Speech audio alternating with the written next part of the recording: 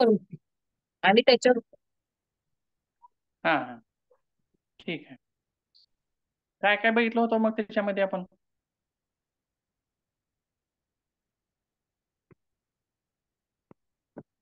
सांगता येईल?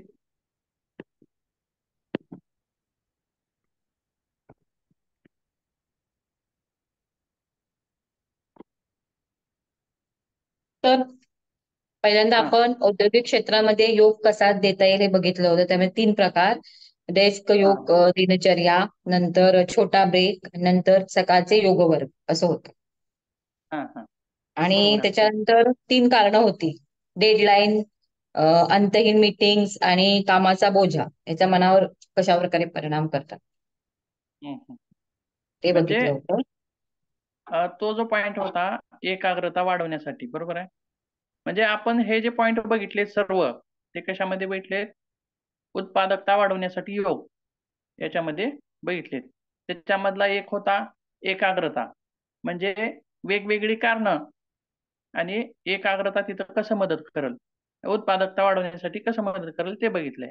परत आणि त्याचा योगाभ्यास, त्याच्या पुढं दुसरे एक कारण होतं कमी चिडचिड सजगता. आणि कमी चिडचिड आणि आक्रमकता, बरोबर आहे का हेच?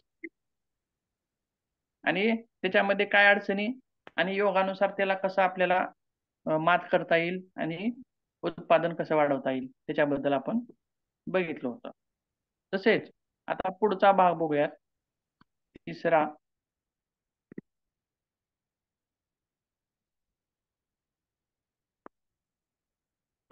आणखीन कोणत्या गोष्टी आपल्याला उत्पादकता वाढवण्यासाठी मदत करतील बघूयात ते.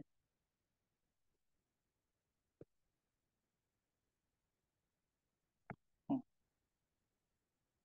बघा, आपण ज्यावेळी ताणतणाव बघितले औद्योगिक क्षेत्रामध्ये, त्याच्यामध्ये काय म्हणलं होतं? संघ बांधणी किंवा कनेक्शन, सुधारित संघ बांधणी किंवा कनेक्शन म्हणजे काय हो, काय म्हणता येईल याला?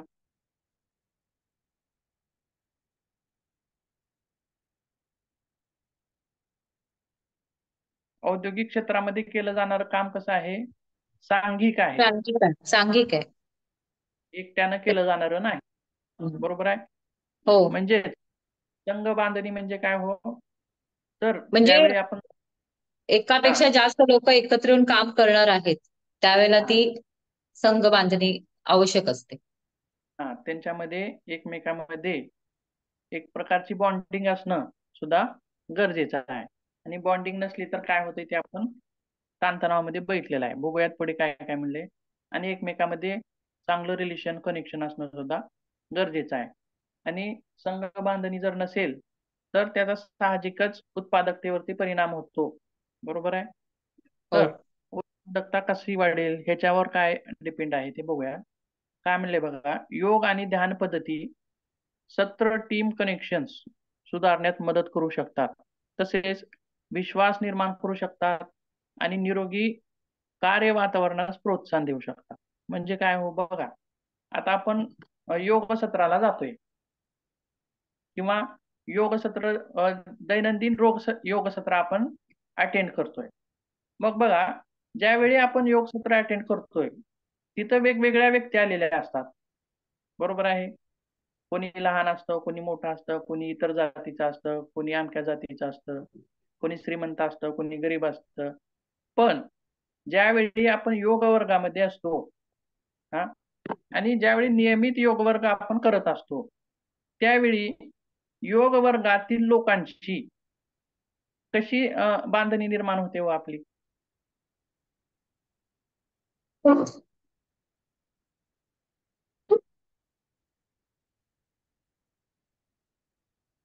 सर, योग सांगता येईल? वर्गात येणाऱ्याला प्रत्येकाला कुठल्या ना कुठल्या तरी उद्देशाने योग वर्गात आलेला असतो. कुणाला कुठला त्रास असतो, कुणाला काही त्रास असतो. पण ज्यावेळी एकत्रपणे योगाभ्यास केला जातो त्यावेळेला एकमेकाचं बघून आपल्यामध्ये एक उत्साह निर्माण होतो, एक आत्मविश्वास की हे करतायत मग आपणही करू शकतो किंवा आपणही असं केलं पाहिजे, ही भावना उत्पन्न होते. बरोबर आहे. आपणही केलं पाहिजे म्हणजे उत्साह मिळू शकतो, ठीक आहे. पण आणखीन एक गोष्ट म्हणजे महत्वाची काय, जे रोज नियमित योग वर्गात येतात त्यांच्यामध्ये एक आपुलकीची भावना असते बघा. बरोबर आहे. मैत्रीपूर्ण वातावरण असतं. बरोबर आहे. असतं का? ते एकमेकांशी मैत्रीपूर्ण वातावरणामध्ये वावरतात. एकमेकांशी गप्पा गोष्टी करतात. परंतु तिथं वैरभाव असा तिथं राहत नाही. म्हणजेच तसेच योग वर्गामध्ये फक्त योगासनं शिकवली जातात का? फक्त प्राणायाम शिकवले जातात का? तर नाही. जीवनामध्ये लागणारी नैतिक मूल्य सुद्धा शिकवली जातात. बरोबर आहे. किंवा आता सहज बघा, एखादा योग शिक्षक आहे. आता समजा तुम्ही म्हणलं योग शिक्षक आहात. मग समाजाचा तुमच्याकडे बघण्याचा दृष्टिकोन कसा असते हो योग शिक्षकाकडे?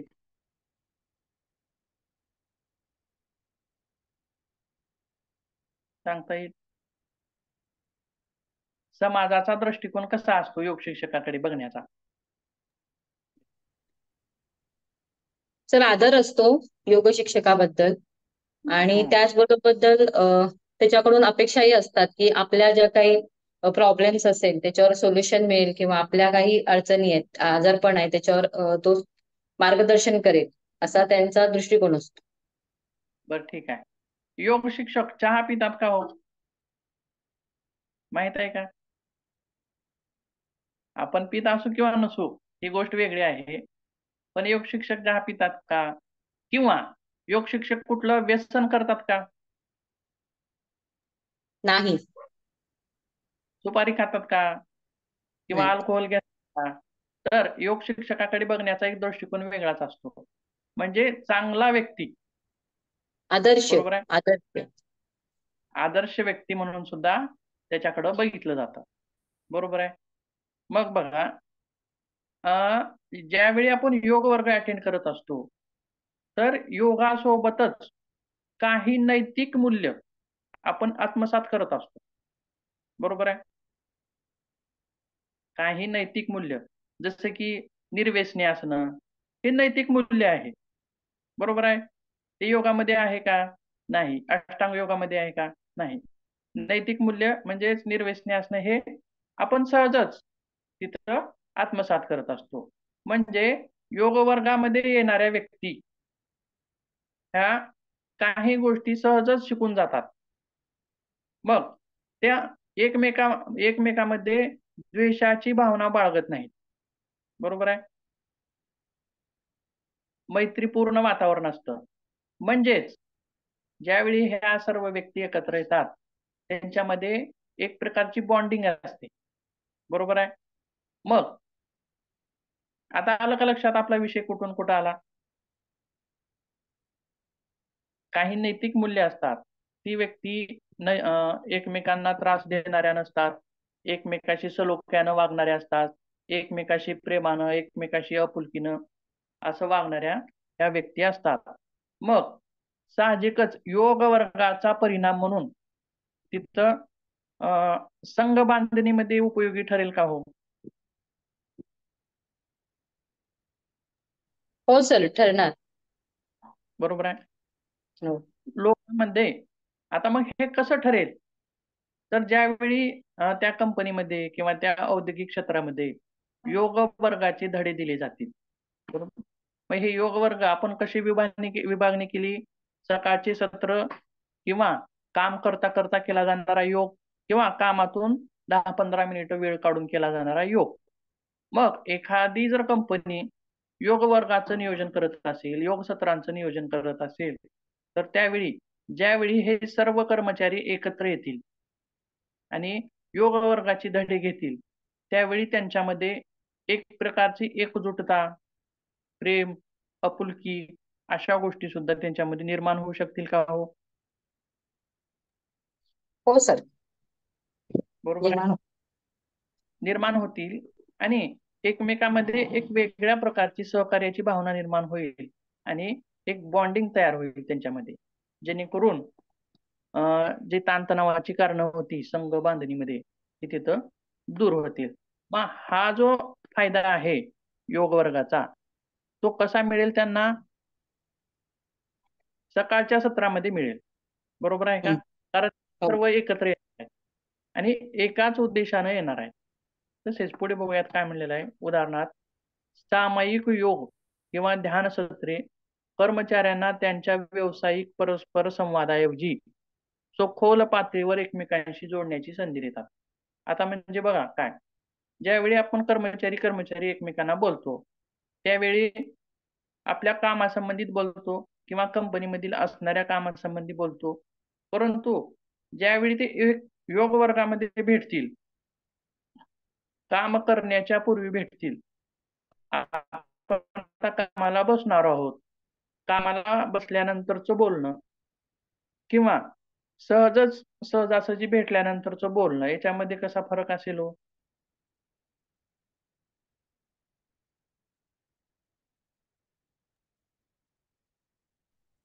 तर योग वर्ग अटेंड केल्यावर म्हणताय का तुम्ही? योग वर्ग अटेंड करताना हे जे हा परस्परामध्ये बोलणं करतील, ते कसं आहे, हा. समजा एखादा थोडा उशिराने आलाय, मग त्याला कसं काय उशीर झाला, काय उशीर झाला, म्हणजे गप्पा गोष्टी, जिव्हाळ्याच्या गोष्टी, म्हणजे एकमेकांची काळजी घेणाऱ्याच्या गोष्टी, अशा गोष्टी तिथं बोलल्या जातील का? सहजच. बरोबर आहे. हो म्हणजे आपल्या कामाला सोडून बोलणं, कंपनीमध्ये काम करताना तर आपल्याला कामाला धरून बोलणं तिथं होणारच आहे. पण योग मार्गामध्ये काय होईल, की वैयक्तिक बोलणं, वैयक्तिक आयुष्याशी निगडीत बोलणं किंवा एखाद्याला कुठली तरी अडचण असेल, कुठलं तरी काम असेल, असं बोलणं, याच्यातून सुद्धा एकमेकांमध्ये जिव्हाळा निर्माण होतो. बरोबर आहे का? हो म्हणजे एकमेकांची काळजी घेणारे बोलले जाणारं हे कुठं घडू शकतं? योग वर्गामध्ये घडू शकतं. कारण तिथलं वातावरण हे खेळीमेळीचं असतं. तिथं बंधनं नसतात. तिथं औपचारिकता नसते. बरोबर आहे. तू बॉस आहेस किंवा मी कर्मचारी आहे, तू शिपाई आहे. हे काही नसतं. सर्व एकत्र बसलेले असतात. एका ठिकाणी बसलेले असतात. म्हणजेच तिथं लहान मोठेपणा कमी होतात. तसेच पुढे बघूयात काय आहे. म्हणजेच एकमेकांना जोडण्याची ते संधी देतात. तसेच ते कार्यसंघाच्या सदस्यामध्ये अधिक सहकार्याचा प्रचार करून सहकारी कार्यशैलीला प्रोत्साहन देण्यास मदत करतात. म्हणजेच एकमेकाला मदत करणारी शैली त्यांच्यामध्ये साहजिकच निर्माण होईल का? हो सर, होणार. बरोबर आहे. आणि हो ज्यावेळी एखाद्या कंपनीमधील जर कर्मचारी सर्व चांगले असतील, एकमेकांमध्ये द्वेष न करणारे असतील, तर संघ सुसंघटित असेल, तर होणारं काम कसं असणार आहे? चांगलं उत्तम प्रकारचं होणार आहे सर. होणारं काम सुद्धा उत्तम प्रकारचं होणार आहे. आणि असे कर्मचारी एकमेकांना मदत करणारे असतील का द्वेष करणारे असतील? एकमेकांना प्रोत्साहन करणारे असतील का? किंवा एकमेकाला सहकार्य करणारे असतील का? एकमेकाला सहकार्य करणे, प्रोत्साहन करणे, ह्या योग वर्गातून मिळणाऱ्या अदृश्य गोष्टी आहेत. म्हणजे नैतिक हो गोष्टी आहेत. बरोबर आहे? हो एकमेकाला सहकार्य करणे. आता योग शिक्षकाकडे बघण्याचा दृष्टिकोन कसा असतो? एकमेकाला सहकार्य करणारा असतो किंवा आता योग शिक्षक म्हणजे एखाद्याच्या पायामध्ये आडपाय घालणारा असतो का? नाही. म्हणजेच ही नैतिक मूल्य आहेत, जे अदृश्य आहेत, ती योग वर्गातून आपल्याला भेटत असतात अदृश्य पद्धतीनं. म्हणजेच ही योग वर्गाची मूल्य त्या कर्मचाऱ्यामध्ये सुद्धा उत्पन्न होतील आणि संघबांधणी चांगली होईल. तसेच संघबांधणी चांगली असल्यामुळं उत्पादकतेवरती सुद्धा परिणाम होईल आणि उत्पादकता वाढण्यास मदत तिथं होऊ शकते. पुढे बघूयात. दुसरा पॉइंट आहे सुधारित ताकद आणि लवचिक. तर इथं काय म्हणतात? अरे, ताकद आणि लवचिकता.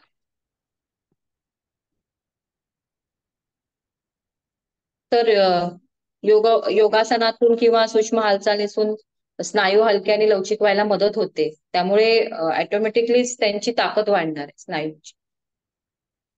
ठीक आहे. बघा, लवचिकता काय गरजेची आहे कर्मचाऱ्यांना?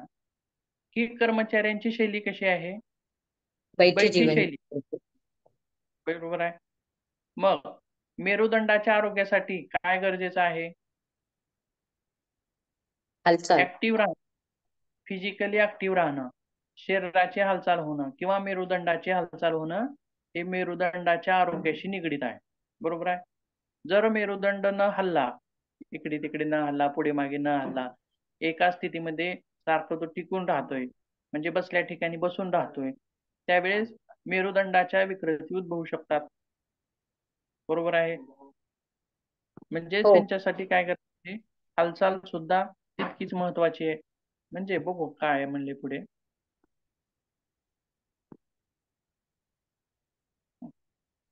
तर योग हा सामर्थ्य वाढवणारा तर आहेच, सामर्थ्य वाढवणारा आहे आणि लवचिकता सुधारण्यास एक उत्तम मार्ग आहे. आता याच्यामध्ये काय म्हणले बघा पुढे, या दोन्हींचा सहसा आधुनिक कार्यालयीन वातावरणात अभाव असतो. बघा, लवचिकतेचा अभाव असतो का? असतो, कारण बैठी जीवनशैली आहे. त्यांच्या सांध्यामध्ये सुद्धा तितकीशी लवचिकता नाही किंवा मेरुदंडामध्ये तितकीशी लवचिकता नाही. सामर्थ्याचा पण तिथं अभाव असू शकतो, बैठी शैली असल्यामुळं. बरोबर आहे. या दोन्ही गोष्टींचा तिथं अभाव असतो असं म्हणलेलं आहे. तसेच जेथे कर्मचारी त्यांच्या डेस्कवर बसून बराच वेळ घालवतात, हे पण बरोबरच आहे. त्यामुळे काय होतं, पुढे बघूयात, कार्पन टिनल सिंड्रोम किंवा रिपिटेटिव्ह स्ट्रेन इंजुरीज म्हणजे काय हो, हे आहेत आपल्या मस्क्युलोस्केलेटल सिस्टीमशी निगडीत विकार, जे सांधेदुखी असेल किंवा आताच म्हणल्याप्रमाणे रिपिटेटिव्ह स्ट्रेन इंजुरीज म्हणजे एखाद्या मासपेशीवरती अतिरिक्त जर ताण पडत असेल. बरोबर आहे. आता 8-8 तास जर आपण एका ठिकाणी बसलो, तर कमरेच्या ज्या मासपेशी आहेत त्याच्यावरती कसा अतिरिक्त ताण पडणार आहे. मग अतिरिक्त ताण पडल्यामुळं काय होईल, तिथलं दुखणं निर्माण होईल. ते दुखणं निर्माण झाल्यास आपण औषधोपचार करणार आहोत. बरोबर आहे. पण परत ती जीवनशैली आहे. परत ती जीवनशैली आहे. त्याच्यामुळं जितके दिवस औषधं असतील, तितके दिवस दुखणं आपलं थांबेल. परंतु परत तीच ती जीवनशैली असल्यामुळं परत परत त्या मासपेशीवर काय ताण येतो. मग औषधोपचार संपल्यानंतर त्या मासपेशी परत दुखायला लागतील. म्हणजे याला म्हणायचं रिपिटेटिव्ह. ते दुखणं कसं होतंय? रिपीट होतंय. कारण मेन कारण काय आहे? बसून राहणे, जास्त काळ बसून राहणे. आता बरेच दुकानदार असतील बघा, दुकानदार असतील किंवा कर्मचारी असतील, हे ज्यावेळी पाठदुखीचा त्यांना त्रास होतो, की डॉक्टर्स लोक त्यांना काय सांगतात, की कंटिन्यू बसू नका. कंटिन्यू बसू नका. तासा-तासाला थोडंसं अधून-मधून उठा. थोडंसं फिरल्यासारखं करा. म्हणजे कंटिन्यू बसल्यामुळं ज्या काही मासपेशी आहेत बसण्यासाठी उपयोगात येणाऱ्या, त्यांच्यावरती अतिरिक्त भार येऊ शकतो आणि रिपिटेटिव्ह सिंड्रोम होऊ शकतो. बरोबर आहे. मग जर असे विकार कर्मचाऱ्यांना झाले, तर ते योग्य काम करतील का? चांगलं काम करू शकतील का? कामामध्ये मन लागेल का त्यांचं? नाही. म्हणजेच हां, मस्क्युलोस्केलेटल सिस्टमचा धोका वाढतो. परंतु योगामुळे जर ती व्यक्ती, आता बघा, स्लीप डिस्क सारखे आजार आहेत. यांना काय आहे हो? उपचार काय देतात ॲलोपॅथीमध्ये? पेन किलर्स देतात. बरोबर आहे. पण पेन किलर्स देणं हे त्याचं योग्य उपचार आहे का? कारण पेन किलर्स किती वेळ काम करतात? 24 तास काम करतात. 24 तास संपले, की परत दुसरं पेन किलर घ्यावं लागतं. परत तिसरं घ्यावं लागतं. परंतु जीवनशैली तर बैठी आहे. मग कसं करायचं? कसा बदल करायचा त्याच्यामध्ये? तर मेरुदंडाचं आरोग्य जर राखायचं असेल, मेरुदंडाशी निगडीत विकृती असतील, तर जगभरामध्ये तुम्ही कोणत्याही दवाखान्यात, कितीही मोठ्या दवाखान्यात गेलात, तरी तिथं पेन किलरच देतात. फक्त वेगवेगळे असतील. कुठं पॅरासिटामॉल असेल, की तो कुठं ॲसिक्लोफेनॅक असेल, कुठं डायक्लोफेनॅक असेल, कुठं त्या तिघा-चौघाचं कॉम्बिनेशन असेल, म्हणजे वेगवेगळ्या प्रकारचे ते पेन किलर देतील, कुठेही जावा. परंतु मेरुदंडाच्या विकृतीचं, स्लीप डिस्कच्या विकृतीचं हे पेन किलर देणं हे योग्य उपचार नाही. कारण ही विकृती कशामुळे होते? मणक्यामधील आलेल्या गाद्यावरती दबावामुळे होते. मग तो जो दबाव आहे तो कशामुळे घालवता येतो? काय करून घालवता येतो?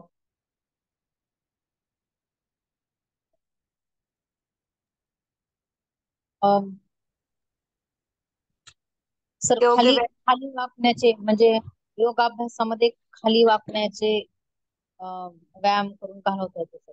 जो दबाव आलेला आहे खाली खाली दबाव ते ज्यांना समोर वाकण्याचे. खाली वाकण्याचे नाही, मागे वाकण्याचे, मागे झुकण्याचे. म्हणजे बघा भुजंगासन 39 हा बोला. भुजंगासन सर, ही जी आसनं आहेत त्याच्यामध्ये थोड्याशा हालचाली पाठीच्या मागून होतात वाकण्याच्या. जर ती व्यक्ती निरोगी असेल आणि पुढे चालून भविष्यात असे रोग होऊ नयेत म्हणून त्यांना मागं झुकणं, पुढे झुकणं, बाजूला झुकणं हे शक्य आहे, तिथं देता येतं. पुढे झुकले तरी ते चालतील. परंतु ते त्या रोगाने पीडित असतील तर त्यावेळी मात्र त्यांना पुढे झुकण्याचे देता येत नाही. मागे झुकण्याचे तेवढे द्यावे लागतात.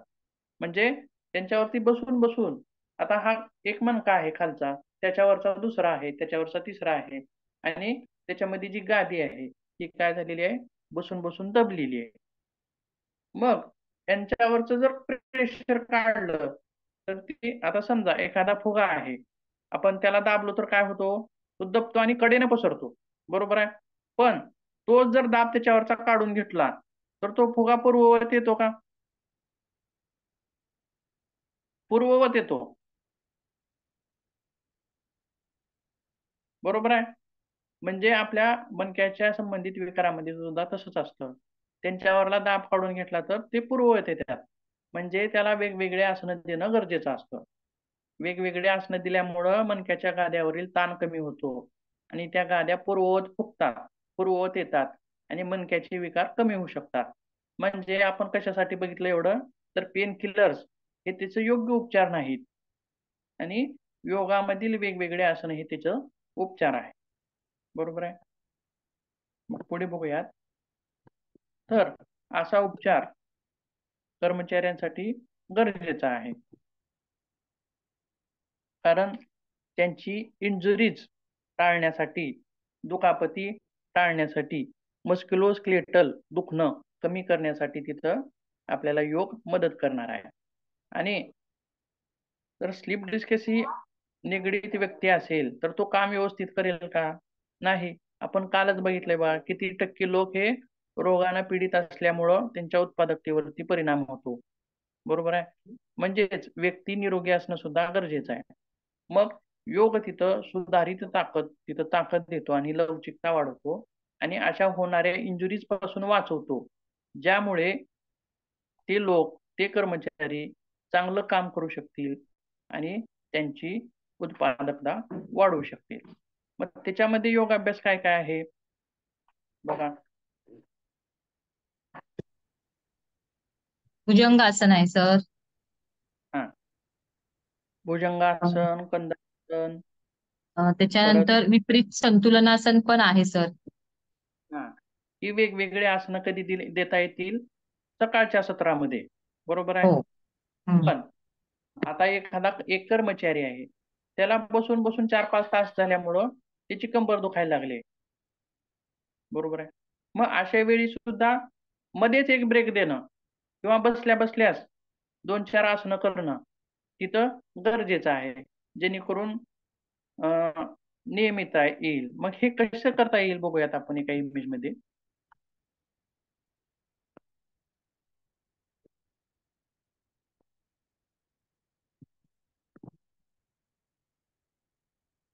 आता बघा, most effective yoga poses that you can do at desk or office. म्हणजे बसल्या बसल्या, आपल्या खुर्चीवरती बसल्या बसल्या आपण हे स्ट्रेचेस आपण आपल्या शरीराला देऊ शकतो आणि आपली लवचिकता वाढवू शकतो, जेणेकरून पोस्ट म्हणजे पुढील काळात येणाऱ्या इंजुरीज पासून आपण वाचू शकतो. पुढील काळात येणाऱ्या मेरुदंडाच्या होणाऱ्या विकृतीपासून आपण वाचू शकतो.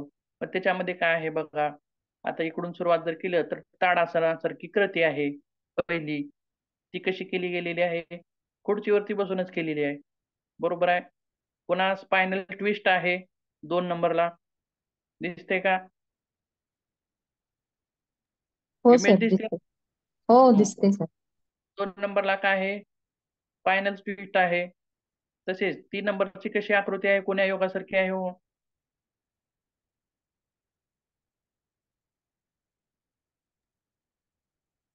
तीन कुठली सर? नंबरची 1 2 सीटेड ट्विस्ट ते म्हणताय? ट्विस्टच्या खालची. मून पोज का? हा, साईड बेंडिंग आहे सर. अर्धचंद्रासन म्हणतो बघा आपण. अर्धचंद्रासन. हो. साइड बेंडिंग असेल. आता पहिली काय आहे? ताडासन. दुसरी आहे स्पायनल ट्विस्ट आणि तिसरी आहे साइड बेंडिंग. बरोबर आहे. पुन्हा इकडून खालून किती 1 नंबरची काय आहे? कऊ फेस आर्म्स म्हणजे गोमुखासन. मुखासनासारखी आहे. ती पण कशावरती बसून केली आहे? बसल्या जागेतच खुर्चीवरती बसूनच केलेली आहे. जेणेकरून आता समजा आपले हात कशामध्ये गुंतलेले आहेत? कॉम्प्युटरवर काम करताना.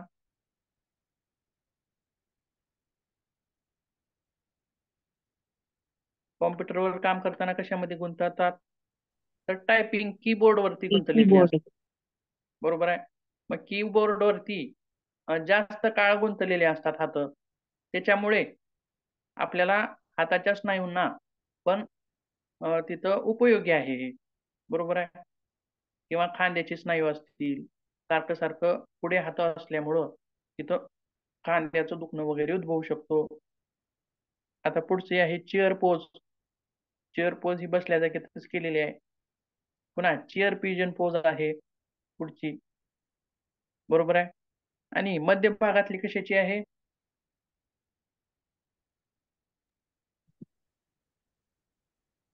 तिरकटासन. आसनाची नाही ती, मध्य भागातली. हात हात हे करायचे. फिंगर फिंगर त्यांना थांब द्यायचा आहे. बोटांना. व्रिस्ट अँड फिंगर स्ट्रेचेस म्हणजे मनगट आहेत. हे सूक्ष्म व्यायामाचा प्रकार आहे. बरोबर आहे. म्हणजे बसल्या बसल्या जाग्यात सूक्ष्म व्यायाम करणे म्हणजे बोटाच्या हालचाली, मनगटाच्या हालचाली, कोपऱ्याच्या हालचाली, खांद्याच्या हालचाली. आणि दुसरी गोष्ट म्हणजे मान जी आहे बघा, बऱ्याच लोकांना मानेचा जो बेल्ट लागतो किंवा मानेचं जे दुखणं उद्भवतं किंवा मानेमधील ज्या गाद्या दबतात, त्याचं कारण काय असतं हो? तर सारखं सारखं खाली बघून केलं जाणारं काम. सारखं सारखं खाली बघून केलं जाणारं काम. मग त्याच्यामध्ये काय येईल हो?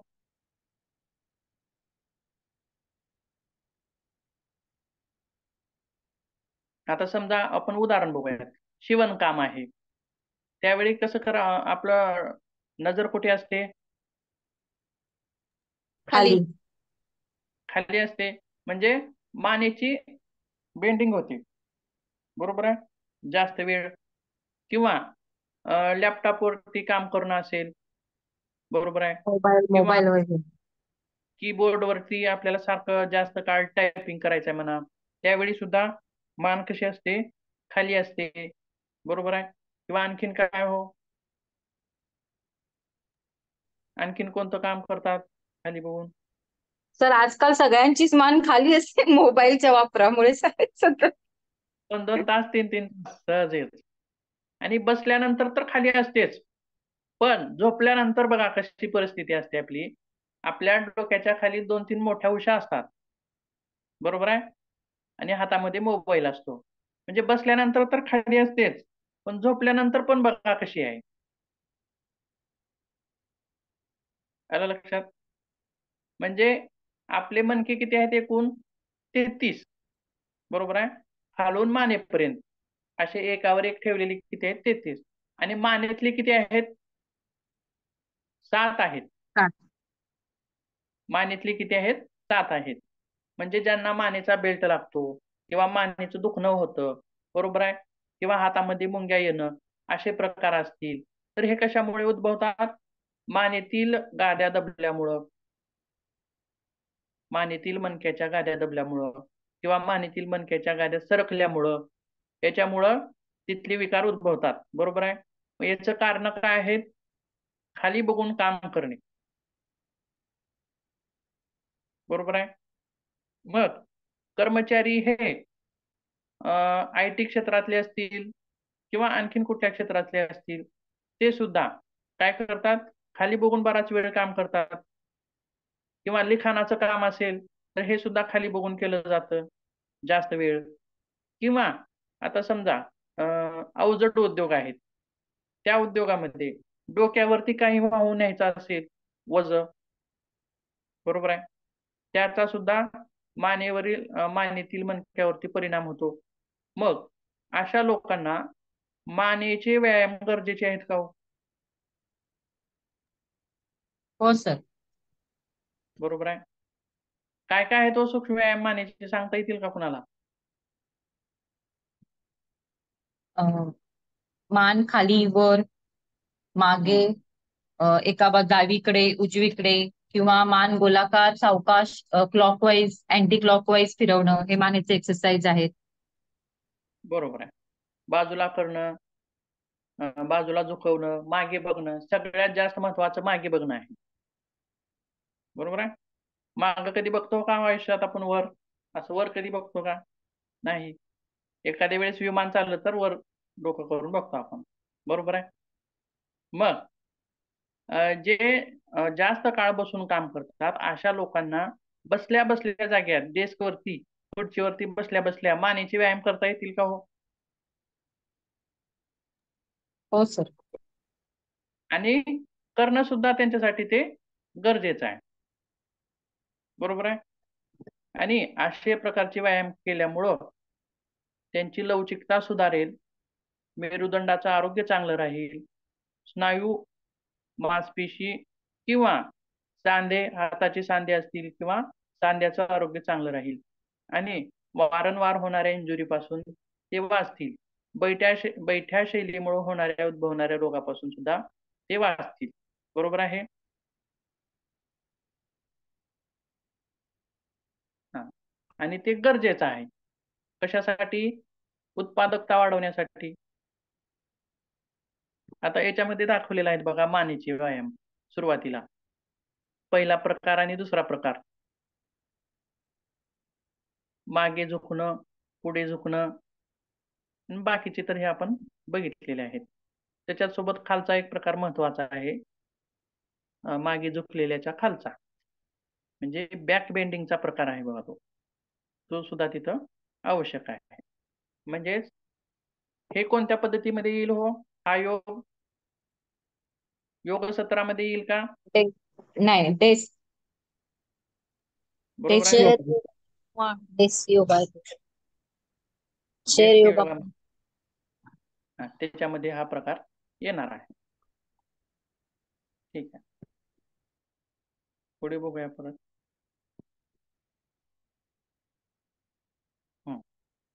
म्हणजेच सुधारित ताकद आणि लवचिकतेसाठी योग महत्वाचा आहे आणि तो उत्पादकता वाढवणार आहे. त्याच्यातील योगाभ्यास सुद्धा आपण बघितलेला आहे.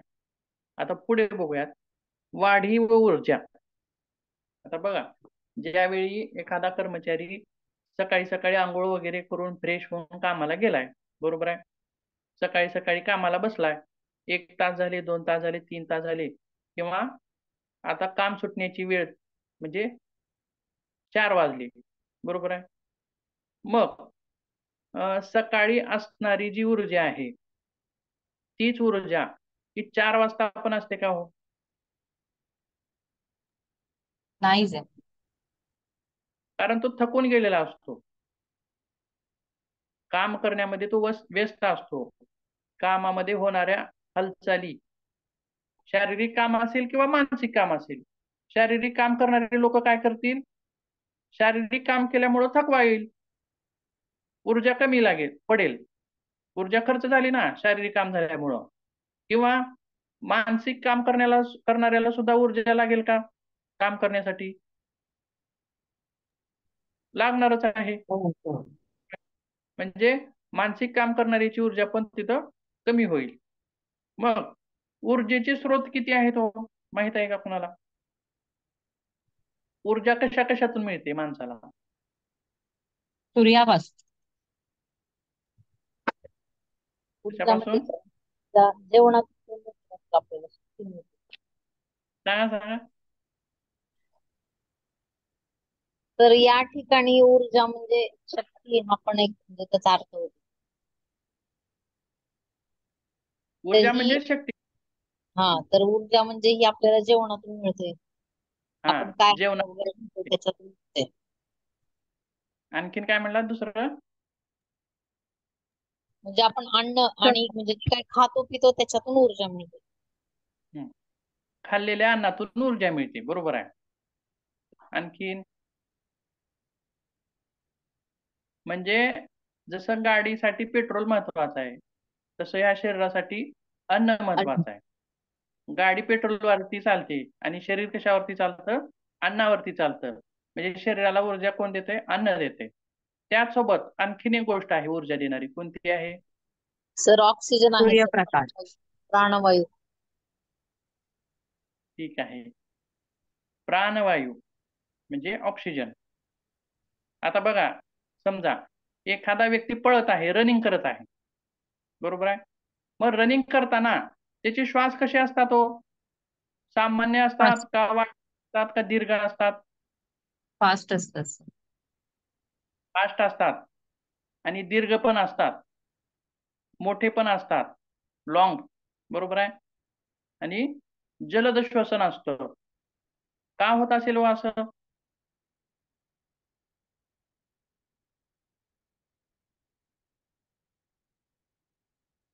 असं का होत असेल? जेव्हा आपण रनिंग करतो तेव्हा आपल्याला दम लागतो आणि दम लागल्यामुळे आपण कसं करतो, एकदम फास्ट श्वास घ्यायला लागतो, परत सोडून देतो, परत दीर्घ श्वास घेतो, परत सोडून देतो. दम लागल्यामुळे तसं होते सर. आणखीन एक गोष्ट महत्वाची आहे. पळताना आपल्या शरीराला ऊर्जा जास्त लागते. बरोबर आहे? आलं लक्षात? ज्यावेळी आपण सामान्य अवस्थेमध्ये असतो त्यावेळेस ऊर्जा कमी खर्चली जाते.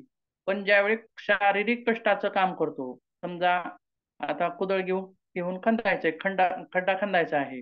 त्यावेळेस श्वास वाढतात. लाकूड फोडायचं आहे, श्वास वाढतात. म्हणजे जे कष्टदायक काम आहेत ते करताना किंवा पळताना, बरोबर आहे? किंवा सूर्यनमस्कार करताना किंवा दोरीवरच्या उड्या मारताना किंवा सायकल चालवताना अशा वेळी काय होतं? श्वास वाढतात. म्हणजे शरीराला अतिरिक्त ऊर्जेची गरज असते. मग अतिरिक्त ऊर्जेची गरज. आता एखादा माणूस पळत आहे आणि पळता तो जेवण करेल का हो? तर ऊर्जा जास्त लागणार आहे म्हणून तो चपाती खात खात पळेल का? बरोबर आहे. नाही. मग खात पळेल का? नाही.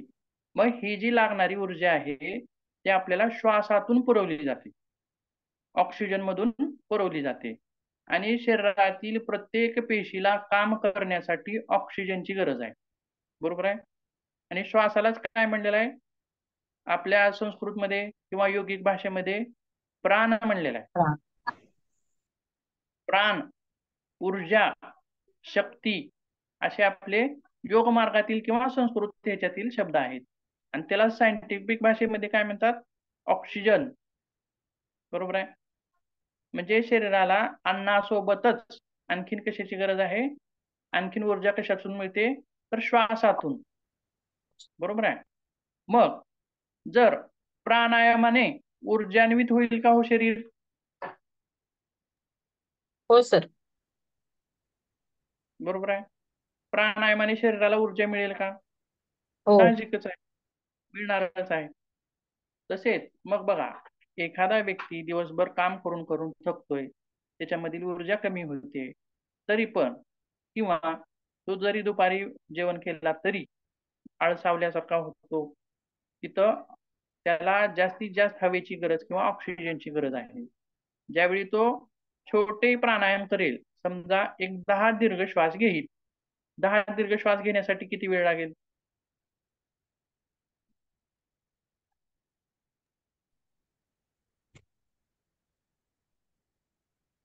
2 मिनिट सर. 2 ते 5 मिनिटाच्या मध्ये.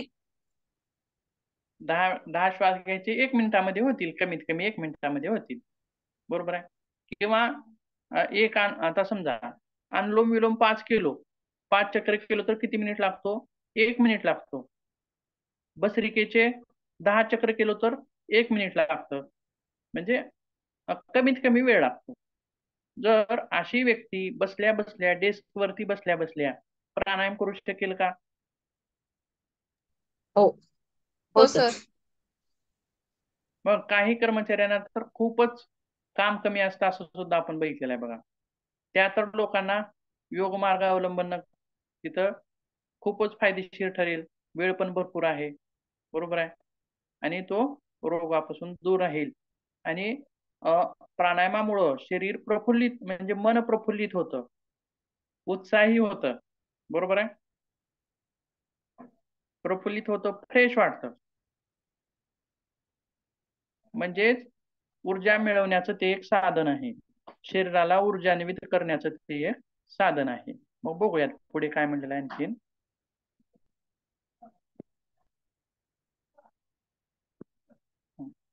बघा, धावपळ, दगदग, कार्यालयातील कामे, ताणतणाव इत्यादी हाताळताना कर्मचारी थकतो आणि दिवसाच्या सुरुवातीपासून शेवटपर्यंत ऊर्जावान राहत नाही. जसा तो सुरुवातीला राहतोय तसाच तो शेवटपर्यंत ऊर्जावान राहत नाही. साहजिकच त्याचा परिणाम कर्मचाऱ्याच्या कामावरती दिसून येतो. आळसावलेला व्यक्ती काम चांगलं करेल का? नाही. बरोबर आहे. नाही. ऊर्जा कमी झालेला व्यक्ती काम चांगलं करेल का? नाही. त्याच्या मनाला कशाची गरज आहे? ऊर्जेची गरज आहे. आणि मग त्याच्यासाठी कामात मन पुढे बघा, कामात मन लागत नाही आणि आळस येतो. मग त्याच्यासाठी योगाभ्यास आपल्याला काय काय सांगता येईल ते बघूयात पुढे. ऊर्जा वाढवण्यासाठी शरीराला प्राणापासून ऑक्सिजन पासून एक प्रकारची ऊर्जा मिळते. ते आताच आपण बघितलंय. जेणेकरून व्यक्तीचे शरीर ऊर्जावान आणि स्फूर्तिदायक टवटवीत होते आणि हा लाभ आपण प्राणायामाच्या अभ्यासातून मिळवू शकतो. योगाभ्यास काय काय घेता येईल तिथं? 1 मिनिटाची भस्त्रिका आपण तिथं करू शकतो बसल्या बसल्या. बरोबर आहे. किंवा कुंभक करू शकतो किंवा डीप ब्रिदिंग म्हणजे ॲब्डॉमिनल ब्रिदिंग सारखा प्रकार. ॲब्डॉमिनल ब्रिदिंग मुळे काय होतं? जास्तीत जास्त ऑक्सिजन आपल्या फुफ्फुसामध्ये भरला जातो आणि सामान्य वेळी 30% भरतो. तर डीप ब्रिदिंग मुळे 70% जास्तीत जास्त भरला जातो. जेणेकरून त्याचा फायदा आपल्या शरीराला होतो. ऑक्सिजनची मात्रा जास्तीत जास्त वाढते आणि ऊर्जेचं प्रमाण वाढतं. बरोबर आहे. म्हणजे असे वेगवेगळे कुंभक किंवा प्राणायाम सुद्धा बसल्या बसल्या आपण तिथं करू शकतो. जेणेकरून कर्मचाऱ्यांच्या शरीराला वाढीव ऊर्जा मिळते आणि ऊर्जा वाढीव मिळाल्यामुळं काम त्यांचं व्यवस्थित होऊ शकतं. म्हणजेच कामाची उत्पादकता तिथं वाढू शकते.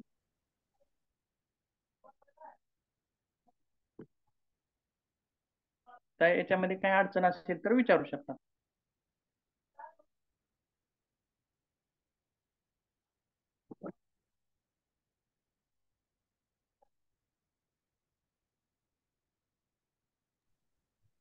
नाही सर काय.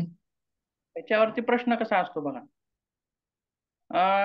औद्योगिक क्षेत्रातील कर्मचाऱ्यांची उत्पादकता वाढवण्यासाठी योगाभ्यास सुचवा.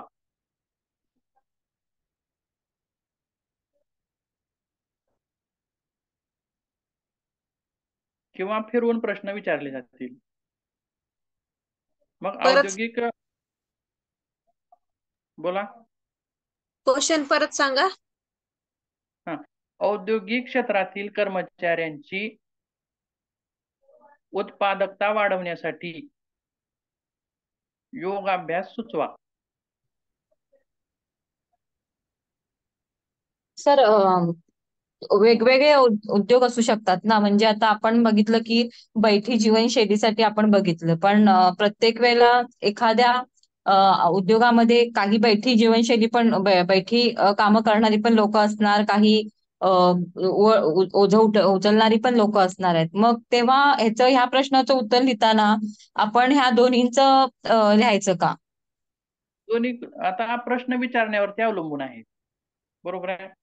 अच्छा. जर समजा औद्योगिक क्षेत्रातील उत्पादकता वाढवण्यासाठी म्हणलं तर जे आता पॉइंट लिहिले ते जरी लिहिले तरी चालतील किंवा प्रश्न थोडासा कॉम्बिनेशन मध्ये असेल तर तिथं उत्तर पण असं आपण सविस्तर लिहू शकतो. बैठी जीवनशैली करणारे व्यक्ती असतील किंवा ते प्रश्न विचारताना आपण मागे पण बघितले बघा. कोळशाच्या खाणीत काम करणाऱ्या व्यक्तींसाठी योगाभ्यास सुचवा किंवा बैठी जीवनशैली असणाऱ्या कर्मचाऱ्यांसाठी योगाभ्यास सुचवा. बरोबर आहे. तसेच आयटी आता बघा बैठी जीवनशैली कुणाची असते? आयटी क्षेत्रातील काम करणाऱ्या लोकांच्या समस्या आणि योगाभ्यास सुचवा असा प्रश्न असेल. मग आयटी क्षेत्रामध्ये काम करणारे कसे असतील लोक? बैठ्या जीवनशैलीचे असतील. बरोबर आहे. जास्त वेळ बसून काम करणारे असतील. आणि एखादा योगाभ्यास हा बऱ्याच लोकांसाठी उपयोगी असतो. बैठ्या लोकांसाठी पण असतो आणि चालता फिरतं काम करणाऱ्या लोकांसाठी पण असू शकतो. आता रासायनिक उत्पादनं जी करतात औषधं वगैरे तर अशा लोकांसाठी योगाभ्यास सुचवा. मग काय सांगता येईल रोहित आता? तर यांच्यासाठी जास्त प्राणायामांचा अभ्यास सुचवावा लागेल. मग काय करायचं बघा आता ज्यावेळेस असा प्रश्न येईल त्या इंडस्ट्रीशी संबंधित मग त्या इंडस्ट्री मधल्या समस्या काय सांगता येतील ते बघायचं अगोदर.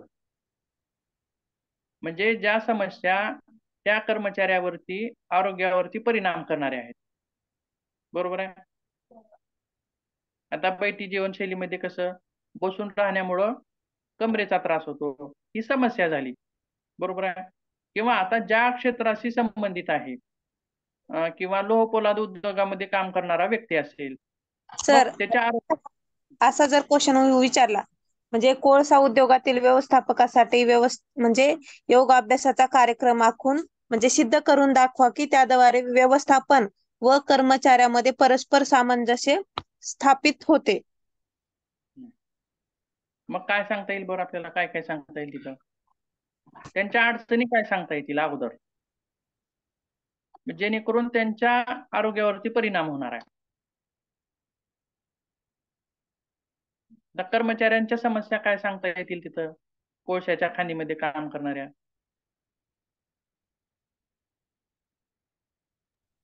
त्यांना सर उष्णतेचा जास्त त्रास होत असतो त्या लोकांना. आणखी कोळशाच्या खाणीमध्ये काम करणं म्हणजे वजाचंच काम असतं. अच्छा. तर श्वसनाचे पण रोग होऊ शकतात ना? हा मग तेच बघायचं ते पण बघायच्या पुढे. एक आहे वजन उचलण्यामुळे होणारे शरीरावरती होणारे परिणाम सारखं सारखं आणि तिथं तोडफोड चालू असते सारखंच. बरोबर आहे. त्याच्यामुळं एक प्रकारची धूळ निर्माण त्याच्यामुळं ते कर्मचारी जास्त संपर्कात येतात धुळीच्या. मग त्याच्यामुळं ते कशाचे विकार उद्भवतील? श्वसनाचे विकार उद्भवतील. बरोबर आहे. आणखीन काय सांगता येईल? समस्या काय सांगता येईल आणखीन? सर त्वचेचे विकार होऊ शकतात का? होऊ शकतात. जास्त काळ ते खाणीमध्ये काम केलं जाणार वजन उचलल्यामुळे मणक्याचे विकार होऊ शकतात. बरोबर आहे. मेरुदंडावरती परिणाम होतो. कोळशाच्या खाणीमध्ये त्यांना म्हणजे इंजुरी म्हणजे दुखापती पण होऊ शकतात ना सर? हो दुखापती पण होऊ शकतात. ह्या झाल्या समस्या. आता बघा आता कोणत्याही इंडस्ट्री जर सांगितली तर त्या इंडस्ट्रीमध्ये काय समस्या निर्माण होतील अशा एक 4-5 समस्या लिहायच्या शरीरावर परिणाम करणाऱ्या. मग शरीरावर काय परिणाम होतो कुठल्या भागावरती होतो? आता जर श्वसन संस्थेवरती होत असेल तर त्याच्याशी निगडीत योगाभ्यास लिहायचा. आता 3-4 परिणाम सांगितले आपण. श्वसन संस्थेवरती परिणाम होतो किंवा मेरुदंडावरती परिणाम होतो असे वेगवेगळे परिणाम सांगितले. मग त्याच्याशी निगडीत योगाभ्यास पुढच्या टप्प्यात लिहायचा. तर त्यांना काय योगा देता येईल?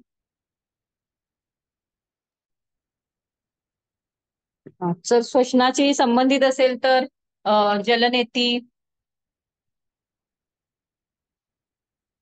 जेणेकरून जाईल. आणि फुफ्फुसाशी निगडीत संबंधित ते पण तिथं आपल्याला देता येतील, म्हणजे प्राणायाम. प्राणायाम. आणि नाकामध्ये धूळ साचून राहते, त्याच्यामध्ये षटकर्म देता जलनेती, येतील. बरोबर आहे. जलनेती, सूत्रनेती असे प्रकार देता येतील. कपालभाती पण. ही पण एक प्रकारची शुद्धिक्रिया आहे.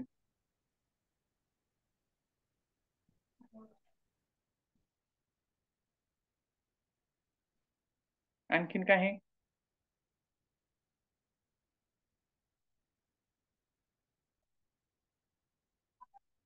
प्रश्न वगैरे असेल तर विचारू शकता.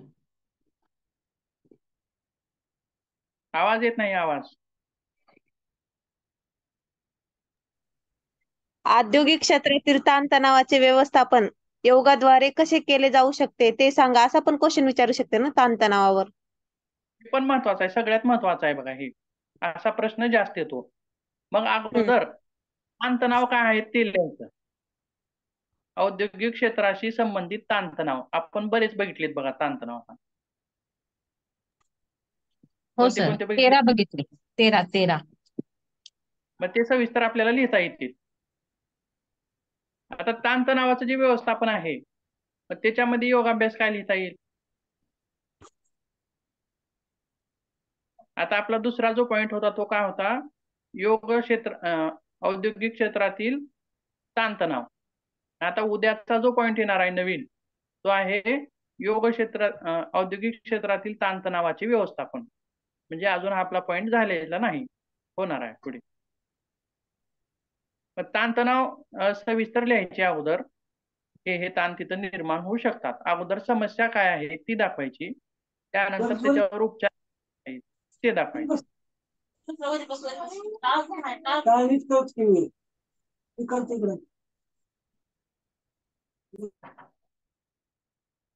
समजलं का? हो सर.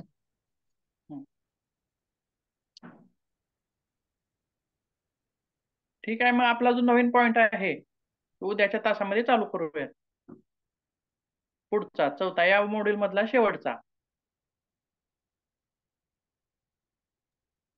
सर तुमचा नंबर मिळू शकतो का सर?